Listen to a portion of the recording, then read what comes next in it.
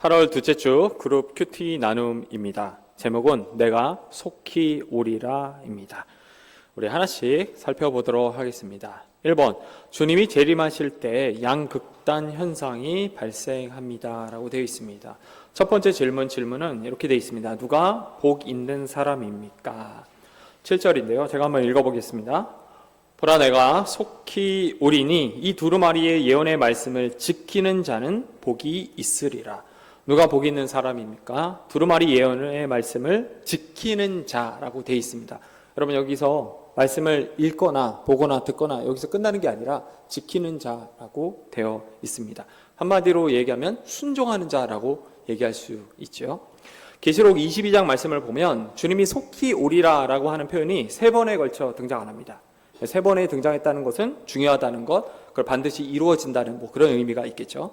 그런데 이 말씀의 핵심은 언제 온다 이게 아니라 반드시 끝날 날이 온다는 약속에 초점이 있습니다. 여러분, 요즘 SNS 인스타를 보면 헬스가 인기입니다. 그런데 이 인스타에 흥미로운 점이 하나가 있는데 믿지 않는 사람들이 가끔 성경 구절을 집어넣는다는 거죠. 근데 그 성경 구절이 뭐냐면 로마서 8장 18절, 생각하건대 현재 고난은 장차 우리에게 나타날 영광과 비교할 수 없도다. 안 믿는 사람들, 믿는 사람들도 적지만 안 믿는 사람들도 이걸 적어요. 무슨 이야기죠? 헬스를 할 때 보통 이제 쇠질을 한다고 합니다. 무거운 걸 이제 들어요. 생각하는 거죠. 현재의 고난은, 내가 지금 이거 막 들고 있는데 현재의 고난은 장차 만들어질 내 몸에 비하면 아무것도 아니다. 여러분, 믿지 않는 사람들도 이 성경 구절을 적고 이거를 언제인지는 모르겠지만 반드시 그때가 온다라고 생각하면서 열심히 운동을 해요. 여러분, 믿는 사람들은 어떻게 해야 될까요? 말을 안 해도 다 감이 오시죠. 주님을 믿는 우리 성도는 말씀을 더 붙잡고 살아야 될 것입니다. 근데 거기서 붙잡고 사는 데가 아니라 순종하는 데까지 나가야 되겠죠. 우리 목사님들이 꼭 하는 말 중 하나가 아무리 설교가 좋아도 그걸 듣고 변하는 성도가 없다고 합니다. 근데 딱 한순간 변하는 시기가 있대요. 그때가 언제냐면 말씀을 듣고 순종을 할 때라고 합니다. 여러분, 순종의 다른 말이 뭐냐면 실천이에요. 혹시 나이키 아시나요? 제가 지난주에 아이들한테 표현할 때 이렇게 얘기했거든요. 나이키의 표어가 just do it입니다. 그냥 해. 주님의 말씀 앞에서 우리가 그냥 할 때, 다른 말로 하면 주님의 말씀 앞에서 실천할 때, 그게 순종이죠. 그거 할 때 여러분, 사람이 바뀐다고 얘기를 합니다. 이거 대부분의 목사님들이 얘기를 해서요. 지금 얘기하는 것도 그렇게 돼 있죠. 두루마리의 예언의 말씀을 지키는 자, 순종하는 자, 실천하는 자, 그냥 하는 사람이 여러분 복 있는 사람이라고 이야기하고 있습니다. 두 번째, 천사가 요한에게 때가 가까웠기에 하지 말라고 한 일은 무엇입니까? 라고 되어 있는데요. 우리 10절 말씀 같이 읽어보겠습니다. 또 내게 말하되 이 두루마리의 예언의 말씀을 임봉하지 말라. 때가 가까우니라. 천사가 요한에게 때가 가까웠기 때문에 두루마리 예언의 말씀을 봉인하는 것, 닫아놓지 말라. 반대로 열어놓으라고 이야기하고 있습니다. 여러분, 때가 가까웠다는 말은 하나님의 구속 계획 중에 주님의 재림만 남았다는 것을 의미합니다. 그러니까 주님이 창세전에 계획하신 것들이 다 이루어졌는데 이제 하나 남았다. 주님이 재림하실 것. 이거 하나만 남았다. 이걸 의미하죠. 마가복음 1장 7절을 보면 예수님이 이런 얘기를 하시죠. 때가 차네. 이거는 하나님 나라의 시작을 가리킵니다. 반대로 지금 읽은 요한계시록은 때가 가까웠다고 얘기하는데 이거는 하나님 나라의 완성을 가리킵니다. 여러분, 하나님 나라의 완성을 다른 관점에서 보면 우리가 살아가고 있는 이 시기, 이 세상의 종말을 가리킵니다. 그래서 여러분, 때가 가까웠다라고 하는 이 말은 한편으로는 구원을 얻는 우리에게서는 기쁨이지만 구원 바깥에 있는 사람에게는 배교자들이죠. 배교자들에게는 심판이라고 할 수 있습니다. 그래서 하나님은 모두 다 알 수 있도록 이 두루마리 예언을 임봉하지 말고 열어놓으라. 말씀은 열려 있는 것이다. 이렇게 얘기하면서 누구나 다 읽고 순종하기를 원한다라고 할 수 있습니다. 세 번째 질문입니다. 예수님이 재림하실 때 어떤 현상이 발생합니까? 우리 14절, 15절도 한번 같이 읽겠습니다. 자기 두루마리를 빠는 자들은 복이 있으니 이는 그들이 생명나무에 나아가며 문들을 통하여 성에 들어갈 권세를 받으려 함이로다. 개들과 점술가들과 음행하는 자들과 살인자들과 우상 숭배자들과 및 거짓말을 좋아하며 지어내는 자는 다 성 밖에 있으리라. 예수님이 재림하실 때 14절을 보면 자기 두루마기를 빠는 자, 정결한 자를 가리킵니다. 이 복 있는 자들은 성 안으로 초대되어 생명나무에 접근할 수 있고, 반대로 15절을 보면 점술가, 음행하는 자, 살인자, 우상숭배자, 그리고 거짓말하는 이런 사람들은 성 바깥으로 쫓겨난다고 이야기를 합니다. 사실 여러분, 이 이야기는 구약에 걸쳐서 수도 없이 이야기를 했습니다. 대표적으로 우리가 간단하게 알아볼 수 있는 것 중 하나가 출애굽기죠. 출애굽기를 보면 이집트가 등장하고 광야가 등장하고 약속의 땅이 등장합니다. 이집트에서 이스라엘 백성들이 불러냄을 받았죠. 우리가 구원을 받은 것처럼. 그래서 이집트 상황을 가리켜서 세상 이렇게 얘기를 하고요. 광야를 가리켜서 교회 혹은 하나님 나라의 시작과 재림하실 예수님 요 사이에 살아가고 있는 우리의 삶을 가리키고요. 마지막 약속의 땅은 하나님 나라를 상징합니다. 그래서 여호수아나 모세나 하나님의 이스라엘 백성들이 약속의 땅에 들어갔을 때 뭘 하라고 하셨죠? 범죄를 저지르는 이방인들을 거기서 다 내쫓아라. 이유는 딱 하나입니다. 약속의 땅은 거룩한 곳이기 때문이다. 여러분, 하나님 나라는 거룩한 곳이죠. 주님 안에 있는 사람이 들어가지만 그곳은 거룩한 곳입니다. 여러분, 율법을 보면 우리 간단하게 10계명만 봐도 거짓말하는 자, 부모님께 공경하지 않는 자, 간음하는 자, 이거 다 범죄들이거든요. 근데 여기 보면은 15절에 점술가, 음행하는 자, 살인자, 우상숭배자, 거짓말하는 자 다 성 밖으로 쫓겨납니다. 이 일들을 했던 사람들이 누구냐면 약속의 땅에 살았던 가나안 족속들이었어요. 이방인들. 그들을 다 내쫓으라고 합니다. 여기는 거룩한 곳이니까. 하나님 나라도 마찬가지죠. 하나님 나라는 거룩한 곳이기 때문에 이런 자들이 들어올 수 없다. 이것을 이야기하고 있는 거죠. 그래서 여러분, 성경은 순종과 불순종 사이에서 어떤 삶을 살아야 할지 우리에게 끊임없이 도전적인 질문을 하고 있고, 어떤 삶을 살아야 될지 명시적으로 우리에게 가르쳐주고 있다고 할 수 있습니다. 나눔 1입니다. 요한계시록은 봉인된 말씀이 아니라 열린 말씀입니다. 우리는 이 말씀을 지켜 복을 받을 뿐만 아니라 다른 사람도 복을 받도록 이 말씀의 참됨을 선포하고 알려야 합니다. 사람들에게 심판이 있음을 알리고 그들을 구원의 길로 인도하기 위한 일을 함께 모색해 봅시다. 나눔 2입니다. 두루마기를 빤다는 것은 회개를 통해 자신을 정결하게, 거룩하게 하는 것을 의미합니다. 그들은 새하늘과 새 땅, 새 예루살렘에 들어가 생명나무 열매를 취할 수 있습니다. 반면에 부정한 자들은 성 밖으로 쫓겨나 지옥 형벌을 받을 것이죠. 새하늘과 새 땅에 들어가기 위해 나는 어떻게 준비되고 있는지 나누어 봅시다 라고 되어 있습니다. 우리 두 번째도 한번 살펴보도록 하겠습니다. 주님은 속히 다시 오실 것을 약속하시며 마지막에 당부를 하십니다. 입니다. 첫 번째 질문, 두루마리 예언의 말씀에 무엇을 더하거나 빼는 사람은 어떤 벌을 받습니까? 라고 되어 있는데 우리 18절 19절도 한번 같이 읽어보겠습니다. 내가 이 두루마리의 예언의 말씀을 듣는 모든 사람에게 증언하노니 만일 누구든지 이것들 외에 더하면 하나님이 이 두루마리에 기록된 재앙들을 그에게 더하실 것이요 만일 누구든지 이 두루마리 예언의 말씀에서 제하여 버리면 하나님이 이 두루마리에 기록된 생명나무와 및 거룩한 성의 참여함을 제하여 버리시리라 되어 있습니다. 두루마리 예언의 말씀에 무엇을 더하거나 빼는 사람은 기록된 재앙들, 두루마리에 기록된 재앙들을 받게 되고 생명나무와 거룩한 성에 참여하지 못할 것이라고 되어 있습니다. 간단하게 얘기하면 하나님 나라에 들어갈 수 없다, 이렇게 볼 수 있습니다. 요한계시록의 가장 큰 특징, 우리가 읽은 요 22절과 관련해서 가장 큰 특징 중 하나는 누구나 가까이 할 수 있고 누구나 볼 수 있도록 이 두루마리, 즉 하나님의 말씀이 열려 있다는 것입니다. 근데 여러분, 이단들은 항상 자기들만 해석할 수 있다고 얘기를 하죠.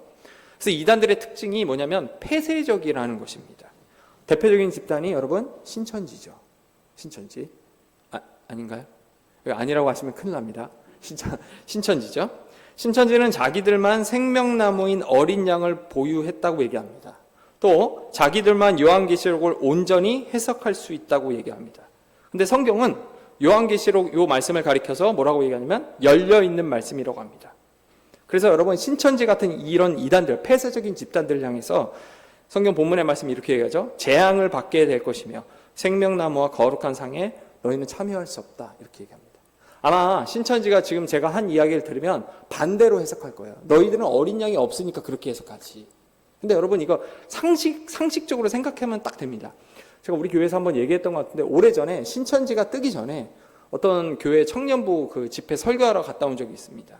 설교가 끝나고 나서 다가를 하면서 청년들하고 이야기를 하는데 옆에 휴가를 내고 참여한 이제 간호사, 대학병원 간호사가 있었어요. 근데 굉장히 훈련을 잘 받았더라고요. 그런 얘기를 하더라고요. 누가 봐도 목사님처럼 생긴 사람이 왔대요. 누가 봐도 권사님처럼 보이는 분들이 와서 우리 목사님 막 이런 얘기를 한대요. 너무 특이해서 자기도 이제 교회를 다니니까 이렇게 보는데 이게 그런 게 있잖아요. 말로 설명할 수 없지만 약간 느낌, 기분이 좀 쎄한 거.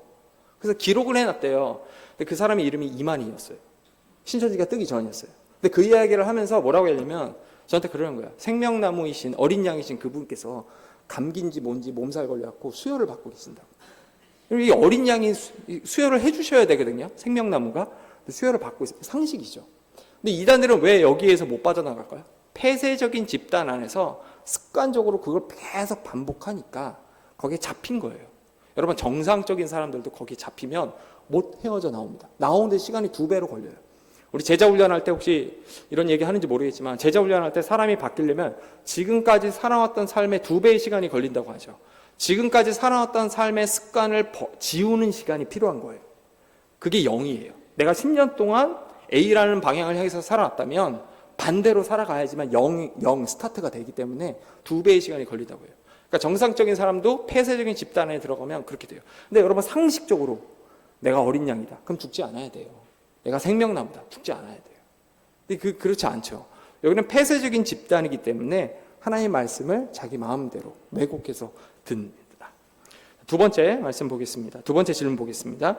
주님이 내가 진실로 속히 오리라 말씀하시자 교회는 어떻게 대답합니까? 20절에 이렇게 되어 있습니다. 아멘 주 예수여 오시옵소서. 사실 어떻게 보면 이 본문의 말씀의 핵심이 이 구절입니다.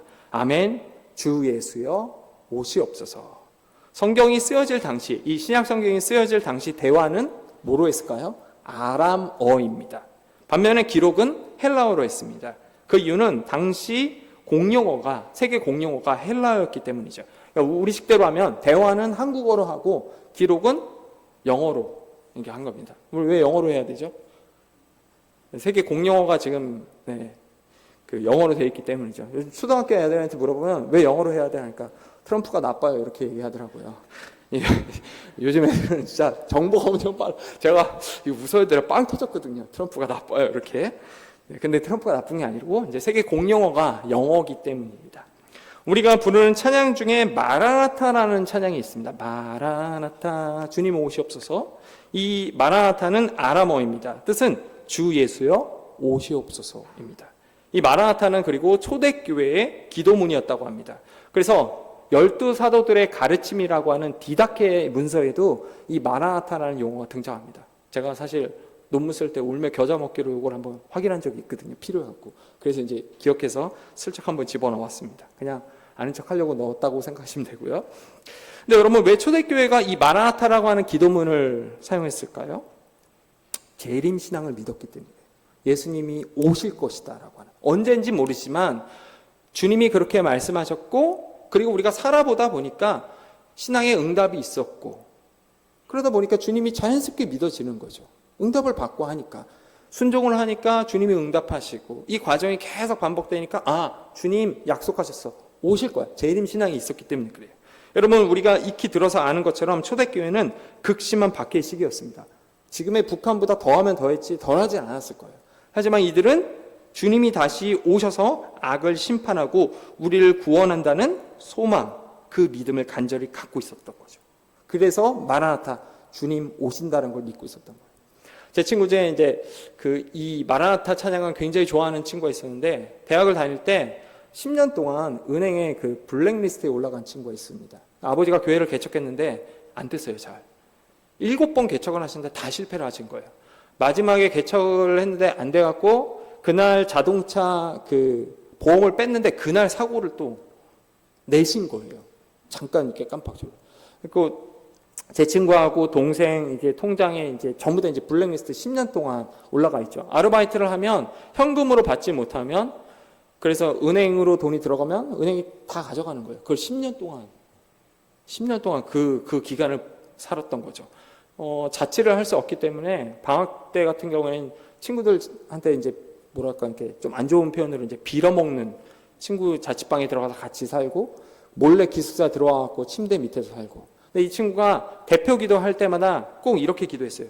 아멘 주 예수여 어서 오시옵소서. 어서자를 꼭 집어넣었어요. 또 왜 어서자 집어넣어 물어보니까 내 삶이 좀 힘들잖아. 근데 지금 생각해 보니까 마라나타라고 하는 그 신앙을 가졌던 것 같아요. 10년이 딱 지났 그 시점에 재미난 일인데 그 일산에서 사역을 딱 하러 가는 그 순간 면접을 딱 보고 사모님이 그 자리에서 싹 다 결제를 해주셨대요. 빚이 되는 것들 다. 그 순간 0에서 다시 새로운 삶을 시작하면서 지금은 잘 살고 있어요. 교회 개척원에서 청년들도 많이 오고. 근데 제가 이 말씀을 준비하는데 그 생각이 들더라고요.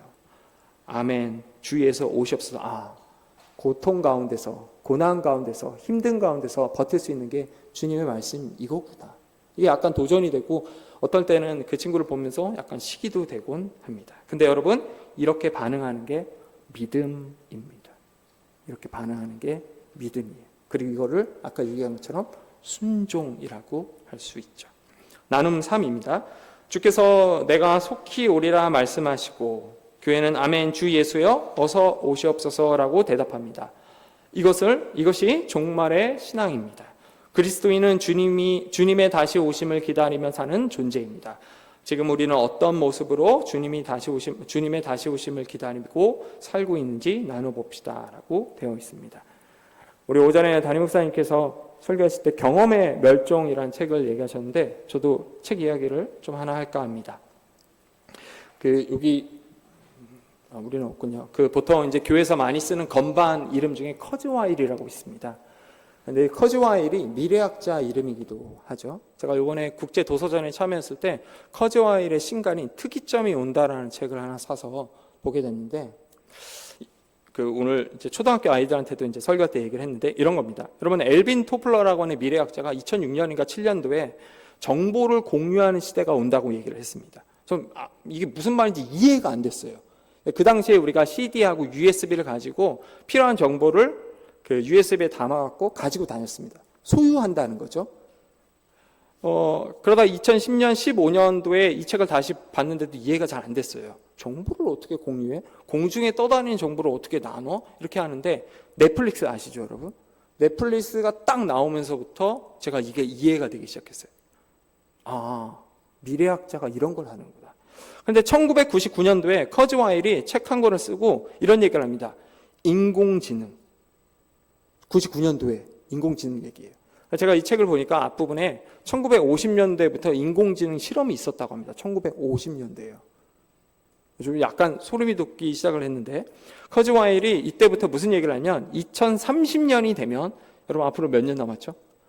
5년 남았습니다. 인간의 뇌와 인터넷에 있는 보통 이제 클라우드라고 얘기하는데 인터넷에 있는 정보가 연결된다고 합니다. 지금은 우리가 정보를 찾기 위해서는 컴퓨터를 켜거나 아니면 핸드폰을 켜면 되거든요. 근데 2030년이 되면 내가 생각하는과 동시에 공중에 있는 이렇게 인터넷에 있는 정보가 우리 뇌로 들어온대요. 약간 소름이 돋았어요. 제가 처음에는 이렇게 안 믿어졌는데 여러분 엘빈 토플러가 정보를 공유하는 시대가 온다고 했을 때 다 우리 이랬거든요.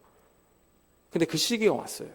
2030년이라고 했는데 여러분 사실 2010년 어간, 2015년 어간에도 2020년 어간에도 사람들이 안 믿다가 작년이었나요?